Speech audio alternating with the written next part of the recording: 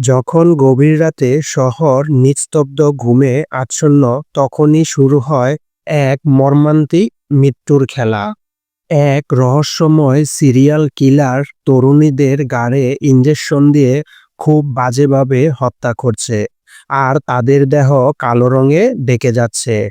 তাদের দেহ পরের দিন সকালে কোনো ময়লা স্তূপে বা আবর্জনায় পাওয়া যাচ্ছে। এই রহস্যজনক হত্যাকাণ্ডের তদন্তে নামে পুলিশের এক ঊর্ধ্বতন কর্মকর্তা। কিন্তু এই মামলা তার কাছে শুধু পেশাদার দায়িত্ব নয়, তার এই মামলার সাথে জড়িয়ে আছে অতীতের কিছু ঘটনা। তিনি কি পারবে এই হত্যাকাণ্ডের রহস্য উন্মোচন করতে? কে এই সিরিয়াল কিলার? কেনই বা করছে খুন? কালো রঙের রহস্য কি? জানতে হলে ভিডিওটি স্কিপ না করে অবশ্যই আমাদের সাথে থাকুন। ওয়েলকাম টু মাই চ্যানেল মুভির গল্প স্বল্প। এক অন্ধকার রাতে কালো গাড়িতে এক মুখোশধারী ব্যক্তি রাস্তার মধ্যে লেজার লাইট ফেলে কারোর জন্য অপেক্ষা করছিল। একটি ল্যাম্পপোস্টে বসে আছে একটি পেঁচা। অন্যদিকে আমরা দেখতে পাই কার্তিক নামের এক যুবক তার গার্লফ্রেন্ডকে বাড়ির কিছুটা কাছে এসে নামিয়ে দিয়ে চলে যায়। কার্তিকের গার্লফ্রেন্ড রামায়া যখন বাড়ির দিকে হাঁটছিল, তখনই সে লেজার লাইটটা অতিক্রম করে। আর লেজার লাইটটা অতিক্রম করার সাথে সাথেই মুখোশধারী লোকটা রামায়াকে আক্রমণ করে বসে এবং তার ঘাড়ে একটি ইঞ্জেকশন পুশ করে, যার ফলে রামায়ার পুরো শরীর কালো রঙে ঢেকে যায়, আর সেখানেই তার মৃত্যু হয়। পরের দিন সকালে পরিচ্ছন্ন কর্মীরা রামায়ার বিবর্ষ মৃতদেহ ডাস্টবিনে খুঁজে পায়। পুলিশ ঘটনাস্থলে চলে যায় আর মিডিয়া এই খবরটা ছড়াতে থাকে, আর এই ঘটনা দ্রুত সারা দেশে ছড়িয়ে পড়ে। পুলিশ রামায়ার পরিচয় শনাক্ত করে আর কার্তিকের কাছ থেকে জবানবন্দি নেয়। এরপর দৃশ্য পরিবর্তন হয়ে চলে আসে মুম্বাইয়ে, যেখানে আমরা এক ঊর্ধ্বতন পুলিশ কর্মকর্তাকে দেখি, যিনি 9.5 বছর ধরে ডিউটির বাইরে আছেন। পুলিশ অফিসার ধ্রুবর বন্ধু অমর সিং তাকে একটি ছবি পাঠায়। ছবিটি দেখা মাত্র ধ্রুব চমকে যায়, কারণ 9.5 বছর আগে তার একমাত্র কন্যারও এভাবে মৃত্যু হয়েছিল। তখনই ধ্রুব তড়িঘড়ি করে চেন্নাইয়ের দিকে রওনা দেয়। চেন্নাইয়ে আমরা কমিশনার মতুবেল রাজনের সাথে পরিচয় হই। ফরেনসিক রিপোর্ট থেকে জানা যায় রামায়ার দেহ এক বিশেষ ধরনের ড্রাগের ইনফেকশনের কারণে কালো হয়ে গিয়েছে। তখন রাজন এই বিষয়টা পাত্তা দিচ্ছিল না। তিনি ইন্সপেক্টর শ্রুতিকে ধ্রুবের থাকার ব্যবস্থা করার নির্দেশ দেয়। ধ্রুব এসে রামায়ার কেসের ফাইল পর্যালোচনা শুরু করেন। রাজন নটরাজকে বলেন ধ্রুবকে ফাইল হস্তান্তর করার জন্য। এখন থেকে তিনি এই কেসের দায়িত্বে থাকবেন, তবে এটি আনুষ্ঠানিকভাবে গোপন রাখা হবে। নটরাজ এতে আপত্তি করলেও রাজনের নির্দেশে ধ্রুবকে ফাইল হস্তান্তর করে নটরাজ চলে যান। রাজন শ্রুতিকে ধ্রুবকে সার্বক্ষণিক সাহায্য করার জন্য নিয়োগ করেন। ধ্রুব সময় নষ্ট না করে কেস তদন্ত করতে শুরু করে দেন। প্রথমে রামায়ার দেহ যেখানে পাওয়া গেছিল সেই জায়গাটি তিনি পরিদর্শন করেন এবং সকল সিসিটিভি ক্যামেরার ভিডিও ফুটেজ সংগ্রহ করার অনুমতি দেন। রামায়ার ফেসবুক প্রোফাইল চেক করে দেখা যায় ঘটনার দিন ছিল তার জন্মদিন।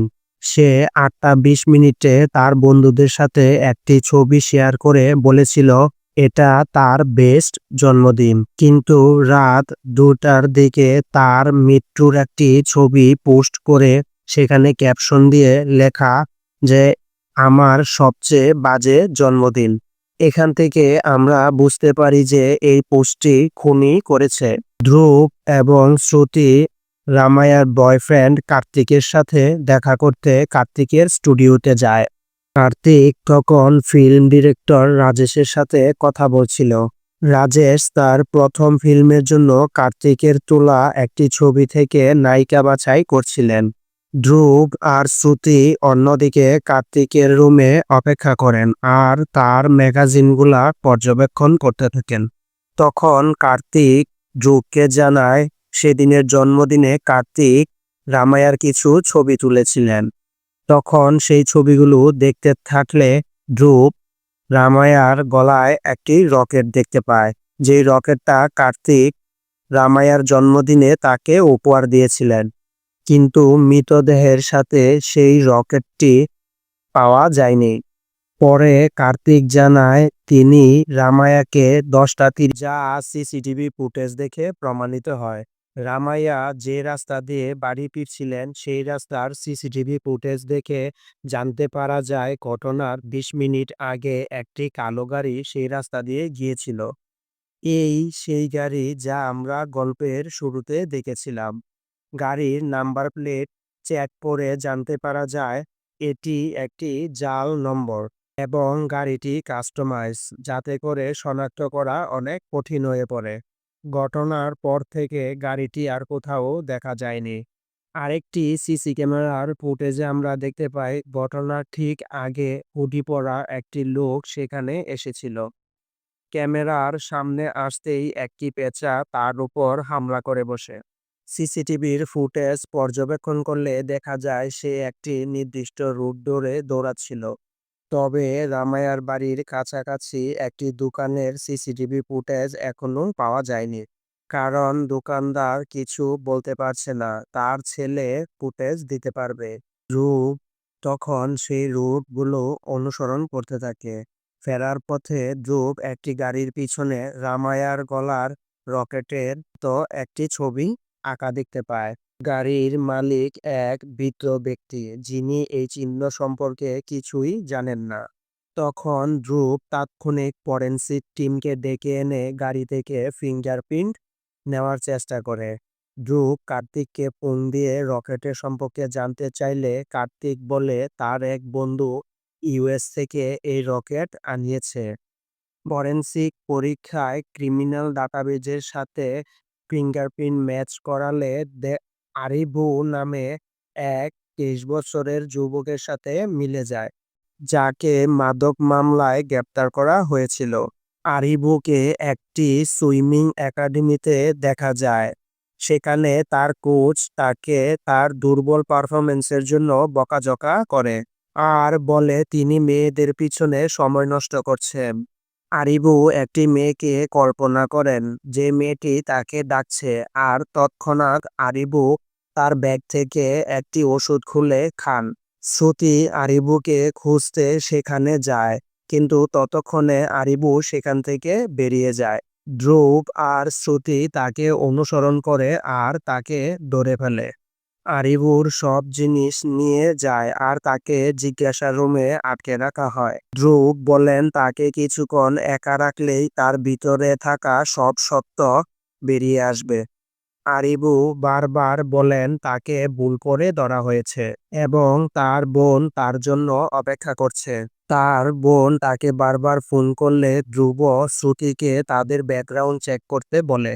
আরিবুকে কয়েক ঘন্টা একা রাখা হয়।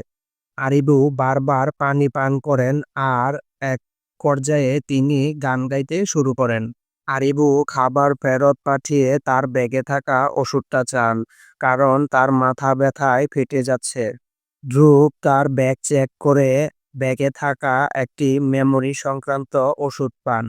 তখন আরিবু বারবার পানি খাচ্ছিলেন, গান গাইছিলেন এবং ধ্যান করছিলেন এবং সেই মেয়েটিকে কল্পনা করছিলেন। আরিবু দেওয়ালে সেই মেয়েটির স্ক্র্যাচ আঁকেন, আবার মুছেও ফেলেন। ভিতরে থাকা খাবার পানি শেষ হয়ে গেলে আরিবু টয়লেটের বালতির পানিতে মাথা চুবিয়ে রাখেন। ধ্রুব তাকে একটি ট্যাবলেট দেন আর সিসিটিভি ফুটেজ দেখিয়ে তাকে জিজ্ঞাসা করে তিনি কেন রামায়াকে খুন করেছেন। আরিবু অস্বীকার করেন তিনি রামায়াকে খুন করেননি। তিনি প্রতিদিন একই সময়ে একই রুট দিয়ে জগিং করেন আর রামায়ার নাম শুনলে তিনি বিরক্ত বোধ করেন। ধ্রুব গাড়িতে আঁকা রকেটের ছবিটি আরিবুকে দেখালে বলেন আরিবু এই ছবিটি আঁকেননি। ধ্রুব তার ডাক মামলার কথা উল্লেখ করেন এবং তার ওষুধ সম্পর্কে জানতে চান। আরিবু বলে গুগল সার্চ করে তিনি এই ওষুধ নেওয়া শুরু করেছে তার খারাপ স্মৃতিগুলো ভুলে থাকার জন্য। তিনি বলেন তার জন্ম থেকে এখন পর্যন্ত সব স্মৃতি তার মনে আছে। তিনি ধ্রুব ও শ্রুতির গাড়ির নম্বর সহ সবকিছু বিস্তারিত বর্ণনা করেন, যেটা শুনে ধ্রুব অবাক হয়ে যায়। ধ্রুব ভ্যালেন্টাইন্স ডে রাতে হোটেলের ঘটনা জানতে চাইলে তিনি উত্তেজিত হয়ে বলেন তিনি রামায়াকে চিনেন, কিন্তু অন্য রামায়ার কথা বলছেন। আরিবু আরও বলেন একটি মেয়ে তার আত্মাকে ধ্বংস করেছে আর তিনি এখন জীবন্ত লাশ। তখন আমরা আরিবুর অতীত দেখতে পাই। কলেজে পড়ার সময় আরিবুকে রামায়া নামের এক মেয়ে প্রপোজ করেছিল। তারপর তারা একে অপরকে ভালোবাসতে শুরু করে। আরিবুর স্বপ্ন ছিল সুইমিংয়ে চ্যাম্পিয়ন হয়ে সরকারি চাকরি করা, আর অন্যদিকে রামায়ার স্বপ্ন ছিল স্থায়ীভাবে ইউএসএ থাকা। রামায়ার কোম্পানির এইচআর তাকে ইউএসএ যাওয়ার প্রস্তাব দেয়, কিন্তু শর্ত ছিল তাকে বিয়ে করতে হবে। আরিবু তাকে চাকরি ছাড়ার কথা বলে, কিন্তু রামায়া তার স্বপ্ন পূরণ করার জন্য বদ্ধপরিকর ছিল। আরিবুর বাবা মা মারা গিয়েছে, তাই সে তার ছোট বোনকে রেখে ইউএসএ যেতে চাননি। রামায়া অখিলার বিষয়ে কথা বলায় আরিবু রাগে তাকে একটি চড় মারে, আর সেখান থেকেই তাদের মধ্যে যোগাযোগ বিচ্ছিন্ন হয়। ভ্যালেন্টাইন ডের দিন রামায়ার একটি চেক ইন দেখে আরিবু সেই পাবে যায়। গিয়ে সেখানে দেখতে পায় রামায়া তার এইচআরের সাথে এঙ্গেজমেন্ট করছে। আরিবু রামায়াকে একা ডাকে, আর রামায়া বলে তাকে সে চিনে না। তখন পাবের সিকিউরিটি গার্ড তাকে অনেক মারধর করে। ঠিক তখনই পুলিশ সেখানে মাদক বিরোধী অভিযান চালায়। মাদক ব্যবসায়ীর এক ধাক্কা লেগে সে পানিতে পড়ে যায়। তখন পুলিশ তাকে উদ্ধার করে মাদক মামলায় অ্যারেস্ট দেখায়। এই ঘটনার পর আরিবুর রামায়ের সঙ্গে সম্পর্ক শেষ হয়। বলতে বলতে তার বিপি বেড়ে যায় এবং তাকে হাসপাতালে নেওয়া হয়। ডাক্তার তার ওষুধ পরীক্ষা করে বলেন এটি মেমোরি সম্পর্কিত সমস্যার জন্য ব্যবহার করা হয়। আরিবুকে জিজ্ঞাসা করা হয় তিনি কি তার প্রথম হাঁটা সম্পর্কে বলতে পারবেন। তিনি বিস্তারিত বর্ণনা করেন কিভাবে মন্দিরে গিয়ে কুয়ায় পড়ে গিয়েছিলেন এবং একটি কচ্ছপ তাকে বাঁচিয়েছিলেন। ডাক্তার বলেন তার মেমোরি অস্বাভাবিকভাবে তীক্ষ্ণ। তখন তাকে এই ওষুধ নিতে মানা করা হয়। তখন দেখতে পায় আরিবু একটি চিহ্ন আঁকেন। তাকে জিজ্ঞাসা করা হলে তিনি বলেন এটি সে মাঝে মধ্যে আঁকেন। ধ্রুব তাকে জিজ্ঞাসা করে গাড়িতে সে এই চিহ্ন আঁকেনি কেন।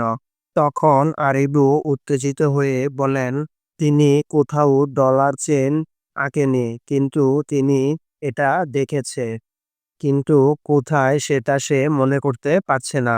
তিনি সুইমিং পুলে গিয়ে মনে করার চেষ্টা করতে চান। ধ্রুব তাকে সুইমিং পুলে নিয়ে যায়। পানিতে ডুব দিয়ে আরিবু সেই রাতের ঘটনা মনে করতে থাকে। তিনি পানির প্রতিফলনে সেই চেনটা দেখেছিল। অ্যাকোরিয়ামের সিসিটিভি ফুটেজে দেখা যায় সেখানে আরিবু, রামায়া ও কালো গাড়ি সেখানে এসেছিল। আরিবু বলে তিনি জগিং করতে গিয়ে পানির প্রতিফলনে সেই চেনটা দেখেছিলেন। তখন সিসিটিভি ফুটেজে হ্যান্ড গ্লাভস পরা একটা লোককে দেখা যায় সেই চেনটা নিয়ে যেতে।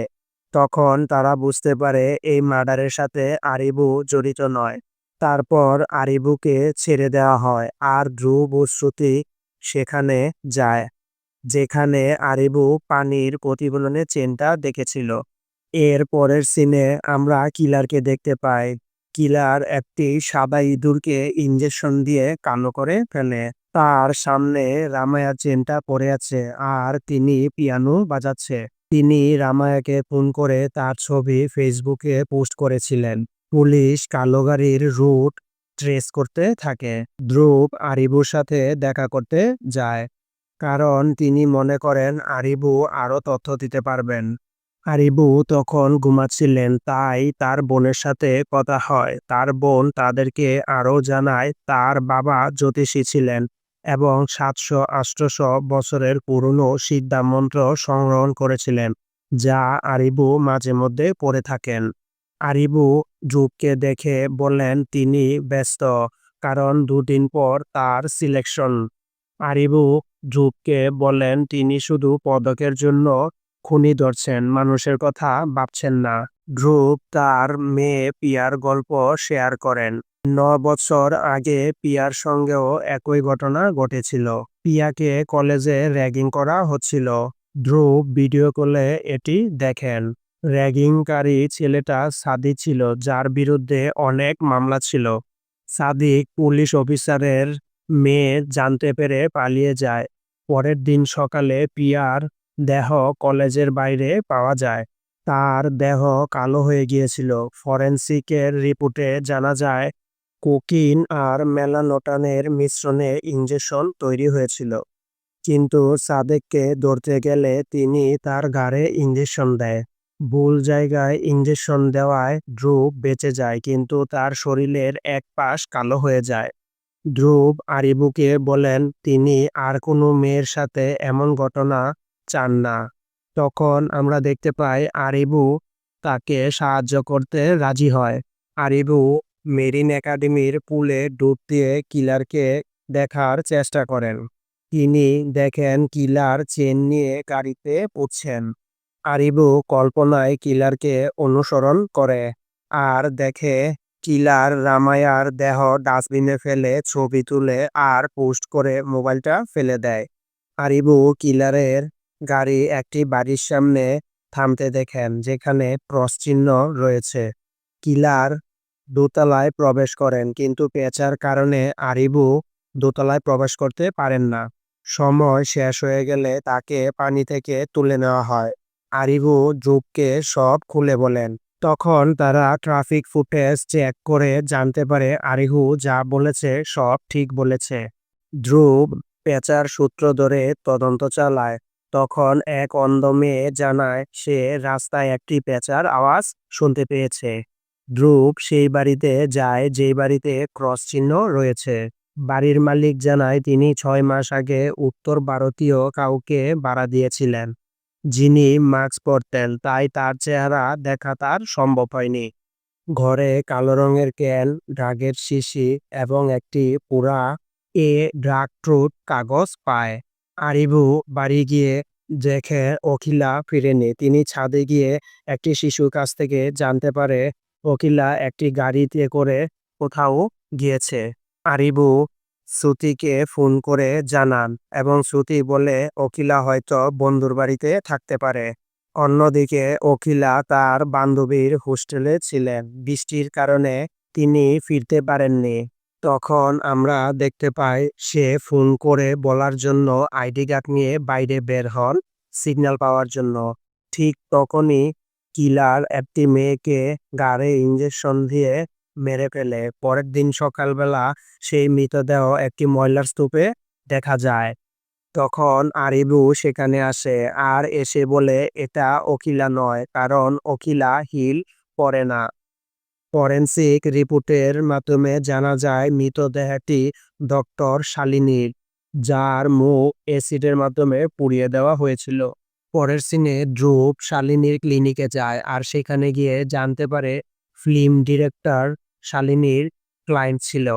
অন্যদিকে আরিবু সুইমিং পুলে গিয়ে কিলারের তথ্য খুঁজতে চান। আরিবু পানিতে ডুব দিয়ে দেখতে পায় কিলার একটি অন্ধকার রুমে দাগ নিয়ে কাজ করছে। সেখানে রামায়ার ছবিতে রেস্ট ইন পিস লিখছেন। আরিবু অতিরিক্ত সময় পানিতে থাকায় অজ্ঞান হয়ে যায়, তাই তাকে সাথে সাথে হাসপাতালে ভর্তি করানো হয়। ডাক্তার বলেন 48 ঘন্টার মধ্যে তার জ্ঞান না ফিরলে সে কোমায় চলে যেতে পারেন। আরিবুর কোচ তার ব্যাগ আর মোবাইল ফোন ফিরিয়ে দিয়ে যায়। পরের সিনে দেখি আরিবুর জ্ঞান ফিরে আসে আর তিনি প্রতিযোগিতায় প্রথম হন। আরিবু ধ্রুবকে একটি ম্যাগাজিনের ছবি দেখান, যা তিনি কিলারের রুমে দেখেছিলেন। তখন ধ্রুব মনে করার চেষ্টা করে এই ম্যাগাজিনটা সে কোথায় দেখেছিল। ধ্রুব তখন মনে করে এই ম্যাগাজিনটা কার্তিকের স্টুডিওতে দেখেছিল। তখন সে কার্তিককে ফোন দেয়। কার্তিক জানায় ম্যাগাজিনে ভেলিনা নামের একটি মেয়ের ছবি ছিল। ধ্রুব ভেলিনা নামের সেই মেয়েটির বাড়িতে যায়। ভেনিলার ছবি ভ্যানিলার পারমিশন ছাড়াই ম্যাগাজিনে ছাপানো হয়েছিল। ডুপ মনে করে ভ্যানিলা কিলারের পরবর্তী শিকার। শ্রুতি তাকে অনুসরণ করে এবং তার ব্যাগে গোপন ক্যামেরা লাগিয়ে দেয়। ভ্যানিলা রাজেশের অফিসে গিয়ে বলেন তার ছবি অনুমতি ছাড়া প্রকাশিত করা হয়েছে। রাজেশ তাকে বাদ দেওয়ার সিদ্ধান্ত নিয়েছেন। প্রডিউসারের মেয়ে নিকিতাকে নায়িকা হিসাবে প্রস্তুত করা হচ্ছে। ভ্যানিলা এই ছবির জন্য তার স্কিন টোন ডার্ক করেছিল। নিকিতা ভ্যানিলাকে পার্টিতে আমন্ত্রণ জানায়। শ্রুতি ভ্যানিলাকে অনুসরণ করতে গিয়ে ট্রাফিকে আটকে যায়। ধ্রুব আরিভুকে ভ্যানিলার বাড়িতে পাঠায়, কিন্তু ভ্যানিলা বাড়িতে না থাকায় আরিভু সেখানে অপেক্ষা করতে থাকে। কিলার গাড়ি নিয়ে বের হয়। পুলিশ ভ্যানিলার লোকেশন ট্রেস করে একটি রিসোর্টে পৌঁছান। সেখানে পার্টি হচ্ছিল। রাজেশ ভ্যানিলাকে পার্টি থেকে সরে যেতে বলে। ভ্যানিলা বিচের দিকে যান। ধ্রুব কার্তিকের সঙ্গে কথা বলে জানতে পারেন তিনি ভ্যানিলার ছবি মেডিকেল শপে তুলেছিলেন। ভ্যানিলা কার্তিককে ভালোবাসতেন এবং তাকে একটি চেন উপহার দিয়েছিল। সেই চেনটি কার্তিক রামায়াকে জন্মদিনের দিন উপহার দেয়। আরিভু ভ্যানিলার ফ্ল্যাটে ডেলিভারি ম্যানকে দেখে ঘরে ঢুকে, আর সে দুজনের হাতে মার খায়। তারপর তাকে পানির ড্রামের ভেতর চুবিয়ে রাখা হয়, কিন্তু আরিভু ৩০ মিনিট পানিতে থাকতে পারত। তারপর আরিভু বেরিয়ে এসে তাদেরকে অনেক পেটান। ধ্রুব শালিনীর ক্লিনিকে ভ্যানিলার চিকিৎসার তথ্য পান। তখন ধ্রুব ভ্যানিলার ছবির রিফ্লেকশন দেখে মনে করেন মেগা নামের সাদিকের গ্যাংয়ের সদস্য ছিল এই ভ্যানিলা। আরিভু ভ্যানিলার কম্পিউটারে তার ছবিতে পেঁচা দেখেন আর ধ্রুবকে জানান। ধ্রুব পিয়ার র্যাগিংয়ের ভিডিওতে মেগাকে দেখেন। মেগা নিকিতাকে খুন করতে বিচে যান। ঠিক তখনই ধ্রুব তাকে গুলি করে দেয়। মেগা তখন মারা যাওয়ার সময় বলে, যখন পুরো আকাশ অন্ধকার তখন শুধু তারারা জ্বলে। এটাই ছিল তার খুনের থিম। মেগা সাদিকের সঙ্গে সম্পর্কে ছিল। সাদিক তার কালো রঙের জন্য হাসাহাসি করত। মেগা কেমিস্ট্রি ল্যাবে ইনজেকশন তৈরি করে সাদিক ও প্রিয়াকে খুন করেন। পালিয়ে গিয়ে তিনি স্কিন টোন পরিবর্তন করেন। কার্তিক তাকে রাজেশের কাছে নিয়ে যান। রাজেশ তার নাম বদলে ভ্যানিলা রাখেন। মেগা রামায়া আর শালিনীকে খুন করেন, কারণ শালিনী তার ছবি প্রকাশ করেছিলেন। যারা মেগাকে অবহেলা করেছিল, মেগা তাদের প্রতিশোধ নিয়েছিল। এটা শুধু মেগার প্রতিশোধ নয়, এটা বর্ণ বৈষম্যের প্রতিশোধ ছিল। মুভিটি কেমন লেগেছে অবশ্যই জানাবেন। ভালো লাগলে লাইক, কমেন্ট ও সাবস্ক্রাইব করে দিবেন।